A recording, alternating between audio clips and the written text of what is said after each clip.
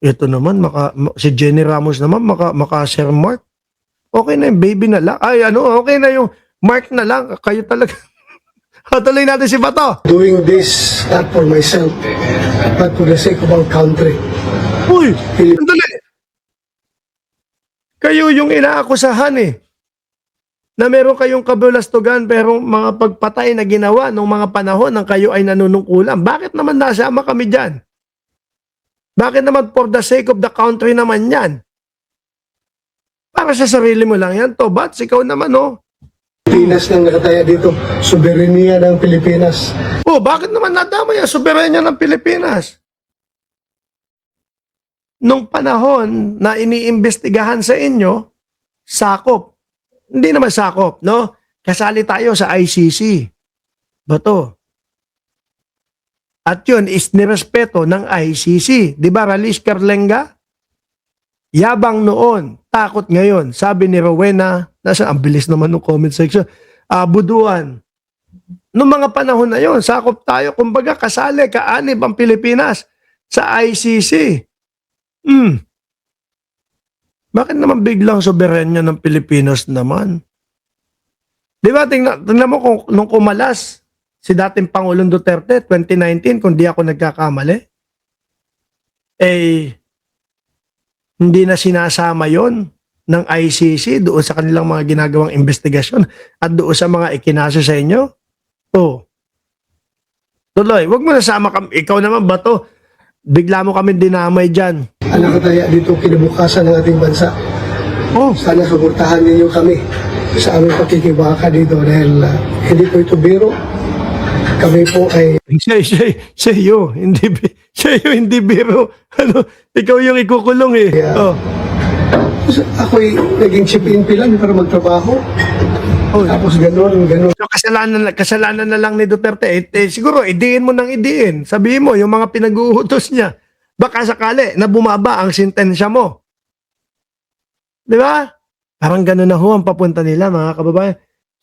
PNP lang ako. Kumbaga, parang gustong palabasin na pag-utusan lang ako. Napag-utusan lang ako. Di ba? na lang gagawin nila kahit na wala pang klarong warrant of arrest. Dinay ng DOJ. Meron na. Nagsalita na ang ICC. Meron na. Na walang arrest warrant yung mga ICC na nakarating sa kanila. Ngayon, itong isang private individual na si Trillanes. Yan si Trillanes. Itong private individual na si Trillanes. Ikaw nga kasi ang humiling Ikaw ang nag-request noon, di ba? Na kapag ka inaresto ka, kung gusto ni Trillanes, sumama sa pag-aresto sa'yo. At siya ang magposas. Ayan, tinupad ang request mo. Meron siyang hawak-hawak. How come? Ano ba ito? Privatized na itong trabaho ng ICC? Tapos ayaw niya ilahan. Secret ko no? Secret kasi tingnan mo nga kung hindi pa sinirikit yan. Alam nyo mga kababayan na-spill lang ho ni Ombudsman Boying Remulla. Yes ba to? May warrant to pares yan. Bigla ka nang nawala sa eksena Bigla ka nang nagtago Paano hindi isi-secret? Paano ka arestuhin? Di ba? Kaso siguro, yung mga kasamahan mo dyan sa Senado, no? Kailangan maligtas. Yung iba, land grabber na sinasabi, di umano. Yung iba, sabwat daw, di umano, doon sa mga insertion. Yung iba, yung mga flood control, di umano. Kaya siguro, tinawagan, Bato, kailangan ka namin. Pasok, punta ka na dito. Kailangan yung boto mo. Para mapalitan natin ito. At pag napalitan natin ito, ligtas tayong lahat. Kaso, Bato, mukhang sila uuwi. Mukhang sila kagigising lang ngayon. No? Ikaw, hindi namin alam kung nakatulog ka dyan sa Senado. Malaking kahibangan ito mga kaibigan, mga kababayan. As I've said, haharapin ko yan kung idaan lang sa proseso. Kung mayroong totoong warrant. Sa proseso, sa Korte Suprema ni Duterte, Diyos ko. arrest, dalhin nila sa local court, ayusin nila. Then, usapan natin at haharapin namin yan. Hindi yung dala ka ng papel na hindi klaro. Muslim. Ayan na nga. Ay, ayan na. Paano yan? Oh? Klaro na. Bato. At alam nyo, mga kababayan, ano po, hindi man na-aresto kagabi to, hindi man ma-aresto ngayong araw na ito, pero may nakabuntot na dito pagka lumabas ito. Yung iniisip nila, pagka nakalabas kami dito, hindi nyo na kami makita. Malabo ho yun, mga boss chief, mo sir. Masusundan at masusundan na ho ito, mga kababayan. Wag pa sabi ni Ma'am Merly Belen, wag kang pakampi. Wala ho yan magiging kakampi, mga DDS lang. Sabi ni Ma'am Aba, hindi mo kami friends. Wala kaming friends. Naduwag. Likely spurious na warrant of arrest Daldalan Trillanes kasi gusto niyang madala ako doon sa Dahig for rendition. Kami din. kami din. Alam nyo, mga kababayan, ilan yung naging paboto nung mga DDS, no? Para daw ewan ko, parang yung bring him home yata ni dating Pangulong Duterte. No? Ito isang araw pa lang huyatang umiikot, mga boss chief, sir. Ito po yung impeach Sara Duterte, Accountability, Due Process, Constitution, no? Alam niyo po kung ilang milyong Pilipino na ang bumoto? No? 4,271,270. Kasama po ang boto ko dyan, mga kababayan. 4,271,270. Kung hindi ako nagkakamali, isang araw pa lang ho ito, mga bossing. No? At yan po, mga kababayan, nung bumoto ako, ganap na alas 6 ng hapon dito sa amin. Diyan sa Pilipinas, alas 7, mga bossing. So sa madaling salita, 2 oras na ang nakalipas. Nandiyan na yung pinsan ko. Oh. Ang kaba niya abot hanggang Lotbe. Uy, gabi ka. Oh. Sino si Trillanes? Hindi siya Interpol, hindi siya ICC, hindi. Dali, ulitin ko. Sino si Trillanes? Si Trillanes, yung sinabi mo, come on Mr. Trillanes, Mick Madi, kapag ka oras ng arestuhan na, gusto mo, sumama ka pa at ikaw ang magpusas sa iyo. Kaya nandyan yung mama. Di ba, Mama Rose Channel? Kaya pinuntahan ka nung mama. Pinagbigyan yung hiling mo. Personal na hiling mo ba to? Hindi siya PCTC, private individual. Pero siya may hawak ng warrant of arrest na gusto i-implementa kasama ang mga NBI. Oh, So, ganito na ba? tinutupad lang. Uy, bato, tinutupad lang yung yung sinasabi mong mga hamon-hamon. Yung gobyerno, mga kaibigan, mga kababayan, napakasama po sa nangyari. Ako Sa'yo. hindi sa amin, sa'yo. binuto ng 20 million na Pilipino para magtrabaho. So yun, pinipigilan lang akong pumasok sa Senado dahil ayaw. Sandali. Tobats, kaya sila nandoon sa labas ng Senado kasi nga meron ka ng warrant of arrest talaga. No? Hindi siya pinipigilan ka.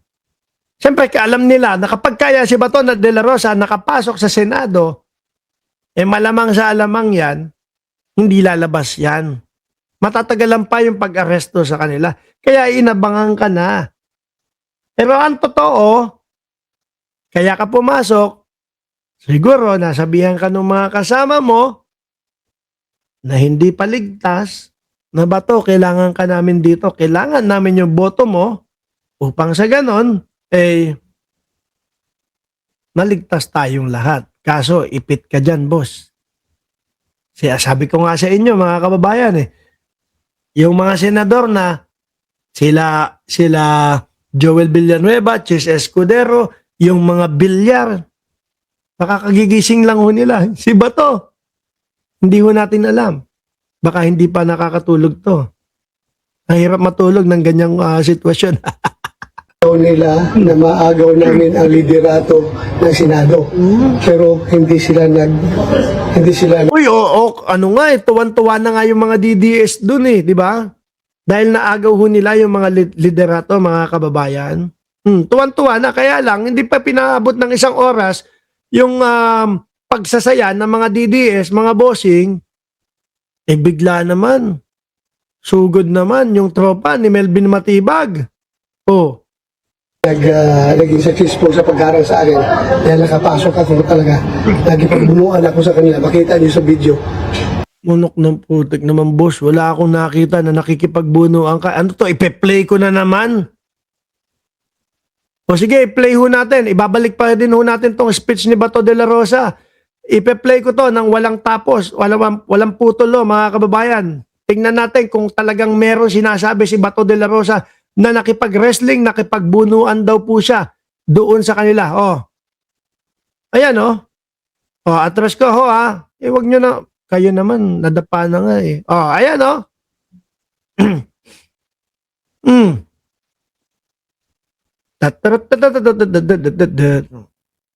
Ayan, oh, wala, ha. Oh, yung una, takbo lang. O, nasan ang nakipagbunuan dyan? Wala akong nakita. O, ayan, tumatakbo. Tumatakbo. Wala pa din ako nakikitang nakikipagbunuan. O, nasan ang pambuno dyan? Wala. Puro takbo. O, ayun. O, ganun pa din. Mga kasamahan niya yan. Takbuhan pa din, o, mga kababayan. O, di ba? O, meron pa. Ayan, pag-ikot nung ano. O, ayun, siya pa din. Unang-una, oh, dug. O, unang-una nga siya, oh. O, di ba? Ang bilis mo ba to, ano? O, wala pa din ako nakikitang pambuno dyan. O, ayun. O, di ba? Hindi ko kinakat, hindi ko pinuputol. Yan po yung video. Oh. Oh. Walang pinutol, wala akong kinat. Yan yung video, galing sa Senado, mga kababayan. Bulan ako sa kanila dahil gusto Wala kaming nakitang wrestlingan, wala kaming nakitang pambuno. Tumatakbo, nakita ka namin. Baka hinahabol ka nga talaga. ko talaga pumasok dito. Nadapa ka kung sakaling may sugat ka. 'Di ba? Oh, pinsan, oh, nadapa. Nakita mo pag ako nadapa siya, ay bahala ka. Naharang nila ako para hindi aabot ng 13 yung boto namin. Wala kami majority para tuloy pa rin yung state of affairs. Pakinggan mo to. O, ulitin ko ha, hindi ko bubuuin no, mga kababayan ha. Bibabalik ko pa din si Bato de la Rosa. Pakinggan mo to. Kaya yung sinasabi mo na hinaharang ka lang para hindi umabot 13 yung boto, eh, kung matagal nang meron warrant of arrest ng ICC, uunahin talaga yung warrant of arrest ng ICC sa labas pa lang at hindi ka hahayaang pumasok. Ayan, no? Today, the judges of Pretrial Chamber 1 of the International Criminal Court unsealed an arrest warrant for Ronald Marapon de la Rosa. The arrest warrant was originally issued as secret on the 6th of November 2025. Di ba, Bato? Meron na, kumpirmado na, ha? Shh, uy! Patuloy natin si Bato. Nasa si si Garapon de la Rosa. Ng ating bansa. Wala ang mangyayari sa problema sa korupsyon. Ngayon, na kami na Oo, lalo na kapag ka nakikita namin na ganyan ang Senado, na magkakampi-kampihan. O, talagang walang mangyayari na masosolve sa korupsyon ang bansa kapag kaganyan talaga kayo. may hawak ng majority sa Senado. Asahan po ninyo mga kababayan, everything will fall into its right places. Hindi naman tayo natin na may personal. Hindi, baka sila na lang. Mukhang malapit ka nang umalis eh. Mukhang malapit ka nang pumunta. Mag-fly, fly, fly like a butterfly doon sa dahig. Trabaho lang ito. Trabaho. Na. Unti na lang, naluluha na ho. natin. So yun lang sana. Sana masuportahan nyo kami dito dahil ibang usapan na ito. Sobra na. Sobra na mga kaibigan. Hindi na Ang hindi ko maintindihan kay Bato de la Rosa, mga kababayan, bakit ho ipinagyayabang, ipinagmamalaki niya at sinasabi niya doon sa mga DDS, no? Pagkatapos ng eleksyon, bibisitahin ko at pupuntahan ko si dating Pangulong Duterte.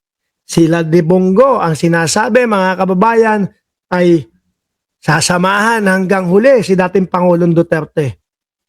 Aba, eto na yun, Bato. Yung sinasabi niyang sasamahan hanggang huli, eto na ho yun, mga kababayan. Bakit ayaw? Tapos si Robin Padilla, Sir, di ho namin nakakalimutan yung sinabi mo. Kapag ka naaresto ito, kailangan magpakita ka sa amin. Ipakita mo yung hinayabang mo na isama ka ng mga kapulisan. Pero syempre, hindi ka naman gagawin, hindi ka naman isasama niya. Magpasikat ka na lang. No?